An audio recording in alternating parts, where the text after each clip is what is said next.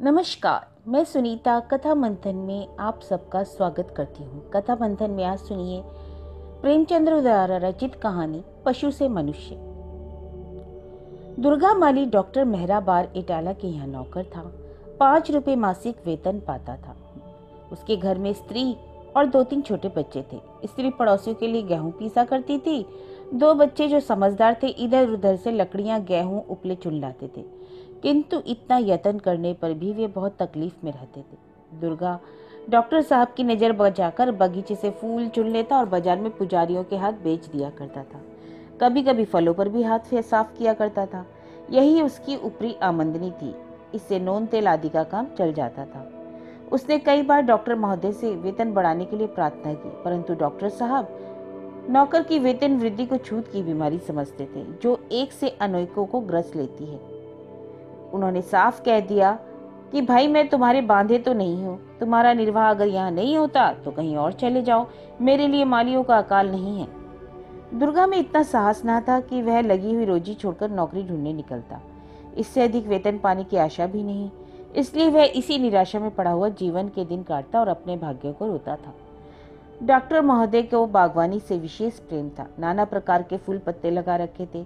अच्छे अच्छे फलों के पौधे दरभंगा, मलिहाबाद, सहारनपुर आदि स्थानों से मंगवा कर लगाए थे। वृक्षों को फलों से लदे देखकर उन्हें हार्दिक आनंद होता था। अपने मित्रों के यहाँ गुलदस्ते और शाक भाजी की डालियाँ तोहफे के तौर पर भिजवाते रहते थे। उन्हें फलों को आप खाने का शौक न था, पर मित्रों को खिलाने में असीम आनंद प्राप्त होता था। प्रत्येक फल के मौसम में मित्रों की दावत करते और पिकनिक पार्टियां उनके मनोरंजन का प्रधान अंग थी। एक बार गर्मियों में उन्होंने अपने कई मित्रों को आम खाने की दावत दी।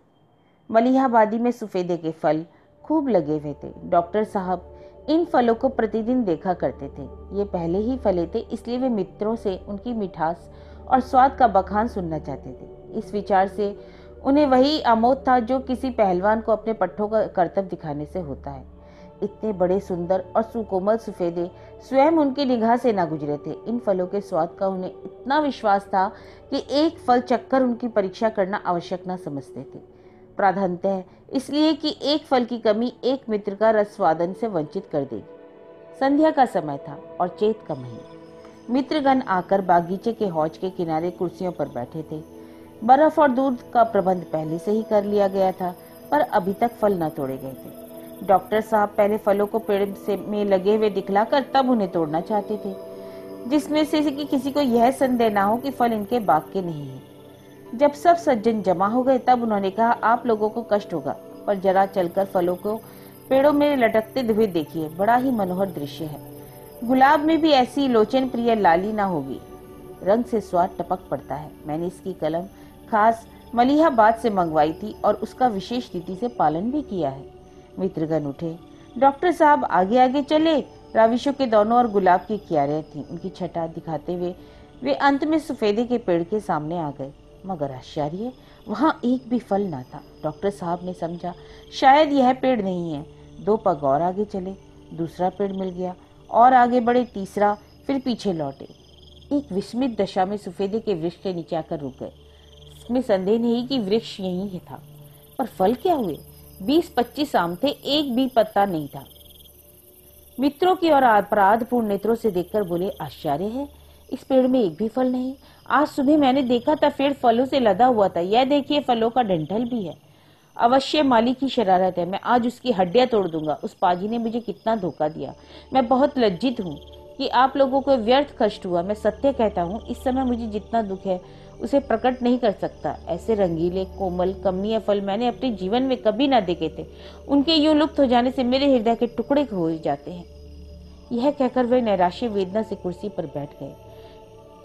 मित्रों ने सांत्वना देते हुए कहा, नौकरों का सब जगह यही हाल है जी, यह जाति ही पाजी होती है। आप हम लोगों के कष्ट का खेद ना करें। यह सफेदन है सही, दूसरे फल तो है।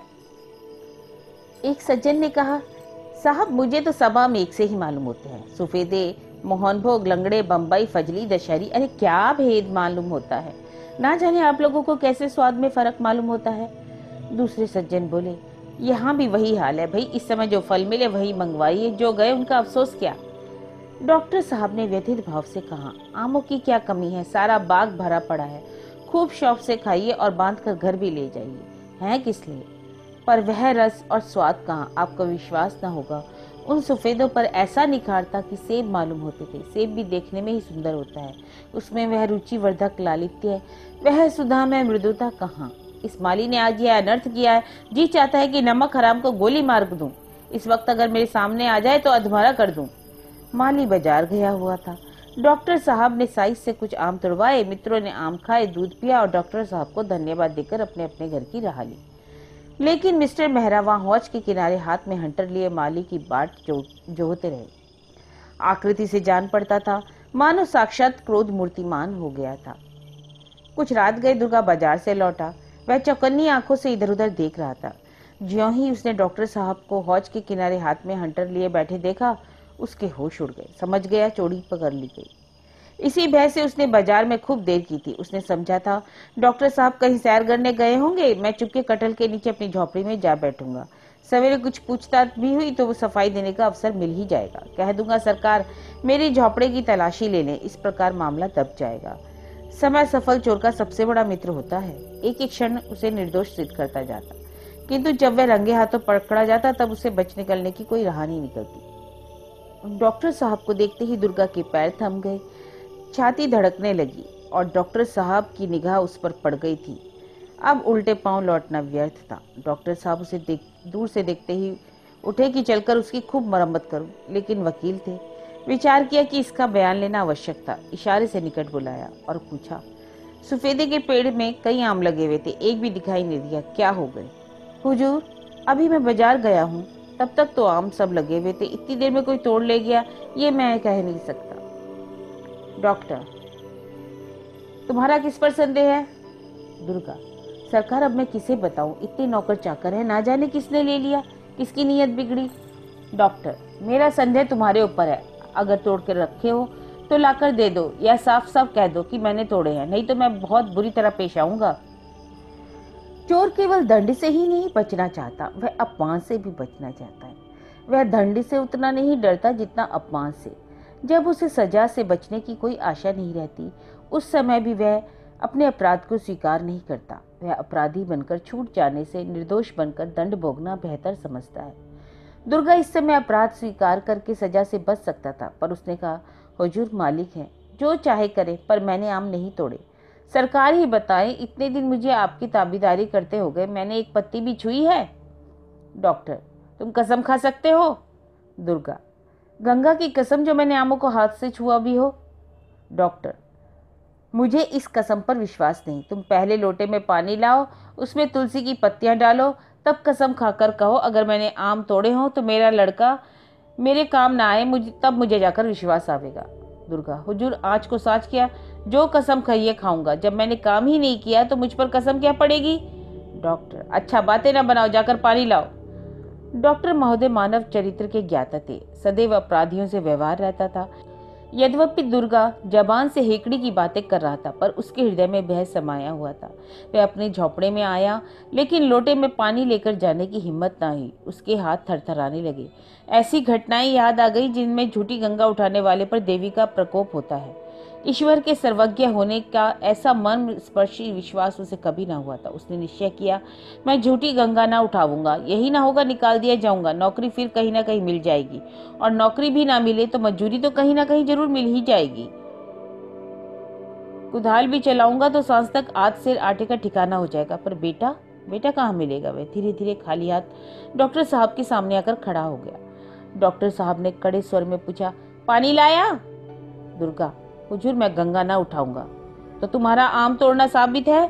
अब सरकार जो चाहे समझे, मान लीजिए मैंने ही आम तोड़े तो आपका गुलाम ही तो हूँ, रात दिन ताबेदारी करता हूँ, बाल बच्चे आमों के लिए रोवे तो कहाँ जाऊं? अब की जान बख्शी जाए तो फिर ऐसा कसूर ना होगा। डॉक्टर महोदय इतने उदार न थे। उन्होंने यही बड़ा उपकार किया कि दुर्गा को पुलिस के हवाले न किया और हंटर ही लगाए।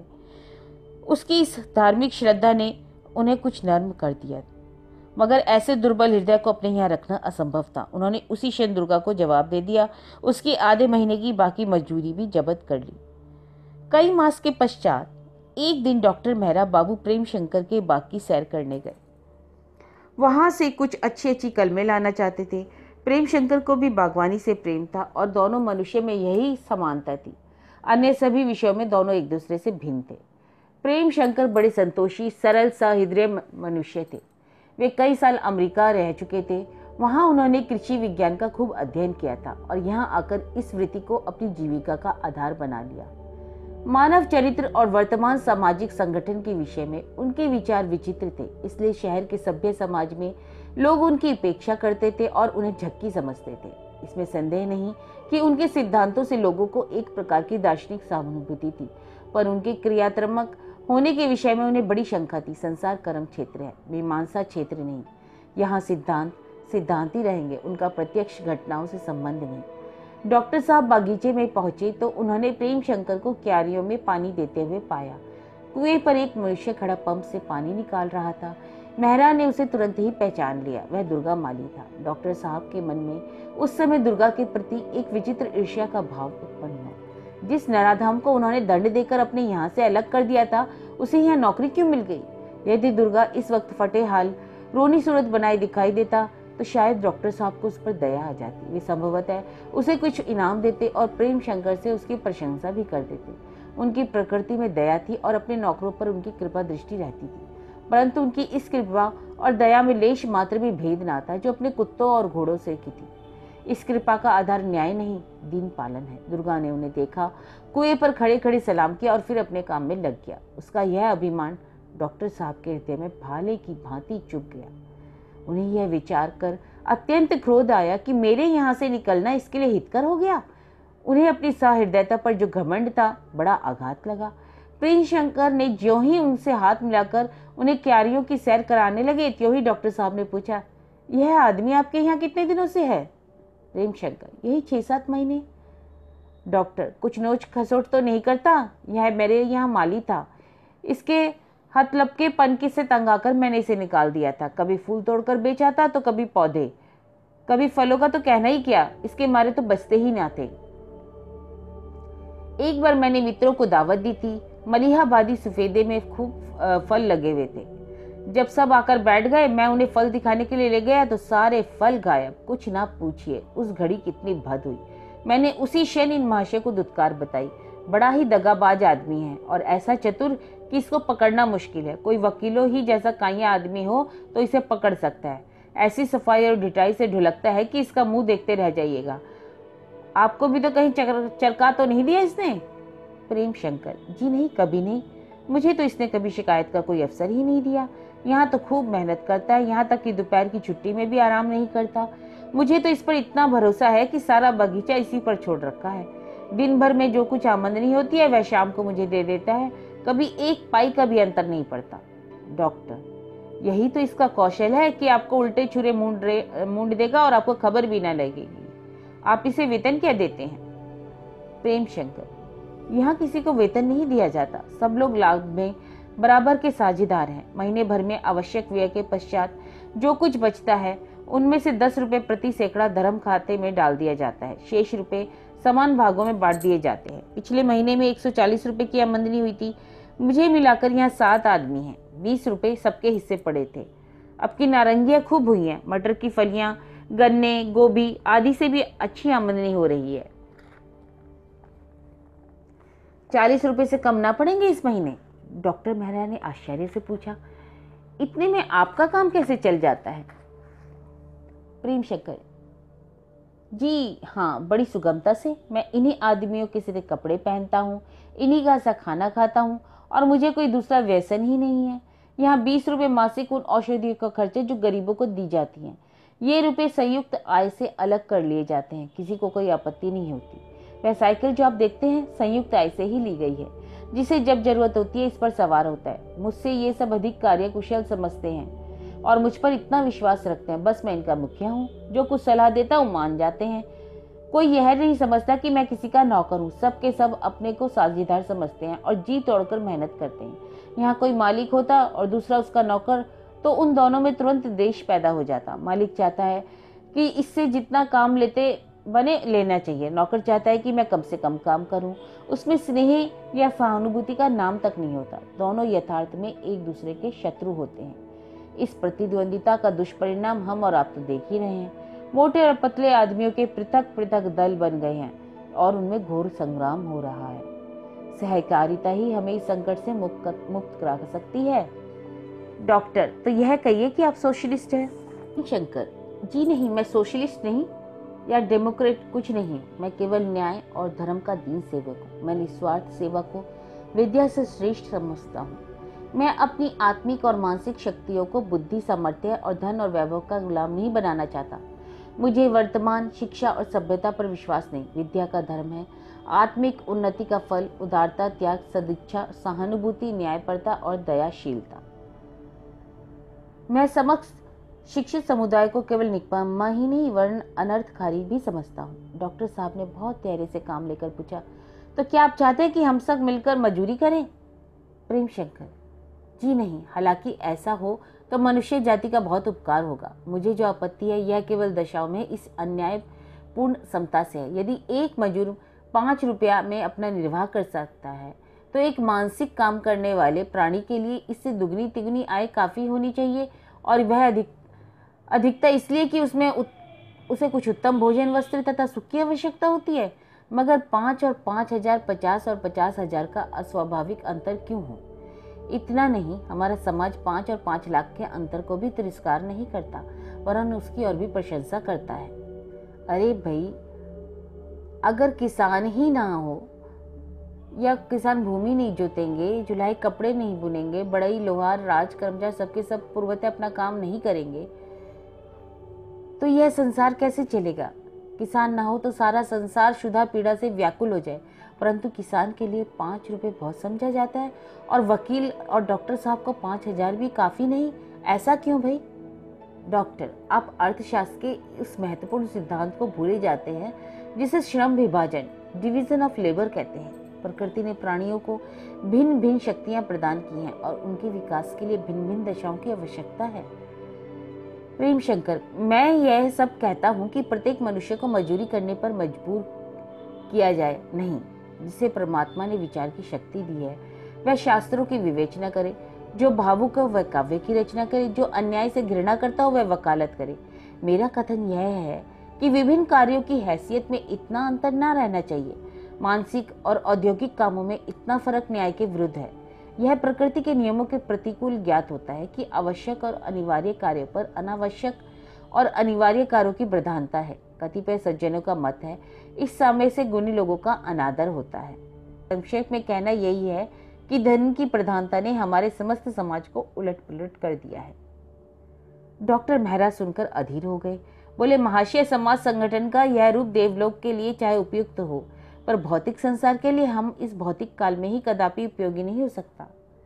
प्रेम शंकर, केवल इसी कारण से अभी तक धनवानों का, जमींदारों का और शिक्षित समुदायों का प्रभुत्व जमा है, पर इसके पहले भी कई बार इस प्रभुत्व को धक्का लग चुका है और चिन्हों से ज्ञात होता है कि निकट भविष्य में फिर इसकी पराजय होने वाली है।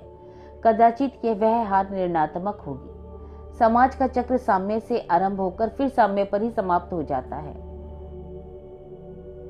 डॉक्टर साहब और प्रेम शंकर में यही बातें हो रही थी कि दुर्गा माली एक डाली नारंगियां, गोभी के फूल, अमरूद, मटर की फलियां आदि सजाकर लाया और उसे डॉक्टर साहब के सामने रख दिया। उसके चेहरे पर एक प्रकार का गर्व था, मानो उसकी आत्मा जागृत हो गई है। वह डॉक्टर साहब के समीप एक मोटे बोड़े पर बैठ गया और बोला, हुजूर को कैसी कलमें चाहिए? आप बाबूजी को एक चिट पर लिखकर उनके नाम लिख दीजिए, मैं कल आपके मकान पहुंचा दूंगा। आपके बाल बच्चे तो अच्छी तरह से है ना? डॉक्टर साहब ने कुछ सकुचाकर कहा, हाँ, लड़के अच्छी तरह हैं। तुम यहाँ अच्छी तरह हो दुर्गा? जी हाँ, आपकी दया से बहुत आराम से हो। डॉक्टर साहब उठकर चले तो प्रेम शंकर उन्हें विदा करने साथ साथ फाटक तक आए। डॉक्टर साहब मोटर पर बैठे तो मुस्कुराकर प्रेम शंकर से बोले, मैं आपके सिद्धांतों का कायल नहीं हुआ, पर इसमें संदेह नहीं कि आपने एक पशु को मनुष्य बना दिया। यह आपके सत्संग का फल है, इसलिए, लेकिन क्षमा कीजिएगा, मैं फिर भी कहूंगा कि आप इससे होशियार रहिएगा। यूजेनिक्स अभी तक किसी ऐसे प्रयोग का आविष्कार नहीं कर सका है जो जन्म के संस्कारों को मिटा दे।